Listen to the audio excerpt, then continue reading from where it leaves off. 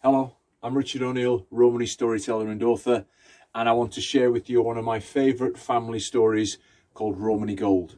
Now, a long time ago, hundreds of years ago, when the Romani people first came into England, it would be about 1515. Now, the king at the time was King Henry VIII. King Henry VIII didn't know anything about the Romani people. About 300 of them arrived on a ship. Men, women, children, animals, the whole lot. And they turned up on this ship, and King Henry VIII's men went to go and see them and ask who they were. Now, because they were darker of skin and they spoke a different language to French, they spoke French, but they also spoke Romani. And they had no idea where these people come from. And they thought straight away they must be Egyptians. And that's what they called them. And they presented them to the king as the Egyptians. Now, they were singers, they were dancers, they were metal workers, very talented people. And King Henry VIII, he loved them at first, welcomed them in and said, perform for me, make things for me. Everything was going great.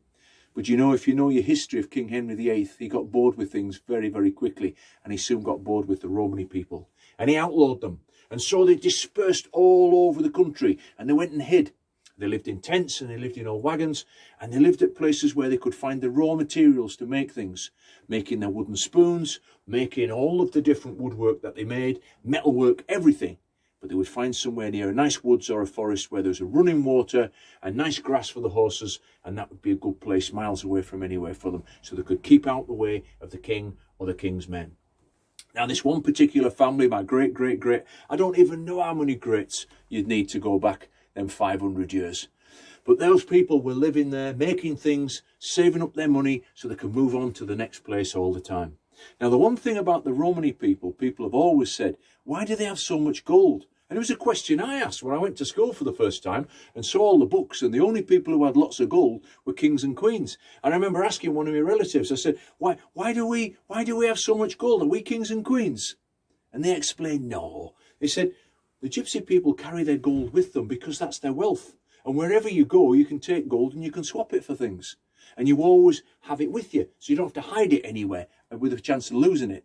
Now, these people were doing the same thing. They had gold earrings, gold necklaces, gold bracelets. All of their gold was on them. That was their wealth. Now, there was a special day. It was somebody's birthday. And they were going to have a big celebration over it. Now, the gypsy people, they had a lot of stuff themselves. But there were certain things they didn't have. You know, they didn't keep certain animals for certain meats. So they sent this young couple, a young man and a young woman, on the best horses to go to the town where there was a market being held.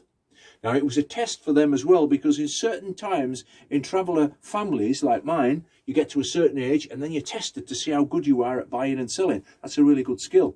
So off they went on these horses, and before they went, the grandma says to the old woman, she says, whatever you do, don't race them horses back and forwards here. Take your time, plenty of time. They're two good horses then, don't spoil them. So the couple, young people, off they go, nice and steady, off to the town. They get to the town and it's a bustling market day, and they soon get into having a deal with this man for a piece of meat for some of the baskets that the family have made. The deal's going really well. They swap this for that, and then all of a sudden they hear some noises like clanking of metal, horseshoes, heavy horseshoes coming down into the town. And one of the young travellers says, who's that? What's going on here? Don't you know who that is? That's the king with the king's men. The king? King Henry VIII, he said. Don't you know who it is? Well, I've heard of him, of course, said the young people. But what's he here for? Oh, haven't you heard? He's after gold. He's run out of gold and he wants gold. And he's going to the rich people.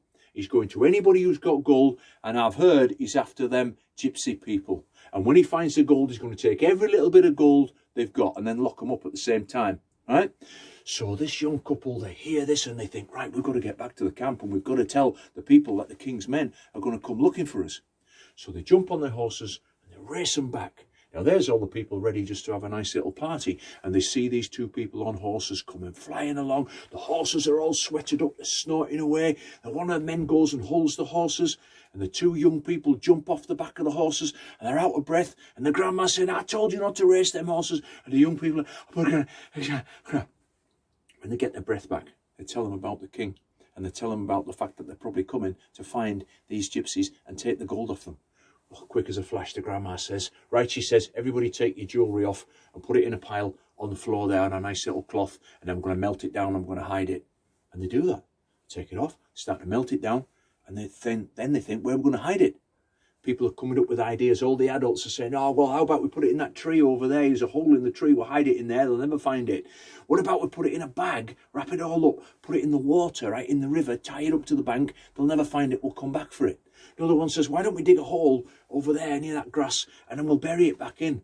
But every time one person come up with an idea, another person said, nah, that's not going to work. What if a woodcutter comes along and chops a tree down? What if somebody's fishing there and they pull all our gold out? What if the king's men come and see that the ground's been disturbed? No, no, no, that's not going to work. And then they all started arguing with each other. This was no good, that was no good, this was... And all of a sudden the grandma shouted, stop! And she said, you need to set a good example to these children. You need to be thinking, not arguing. And then a little girl, she can't have been more than 10 years old. She come up and she tugged her grandma's sleeve. She said, Grandma, she said, I've got an idea. She said, what is it, child? And she bent down and let the child whisper it in her ear. And then the old grandma threw her head back and laughed. She said, that is the best idea. All the adults looked on and the grandma told them. And at first they wanted to disagree with it because it was a child's idea. And they're like, well, yeah. But they couldn't find anything wrong with the idea. And the grandma said, right, that's agreed then.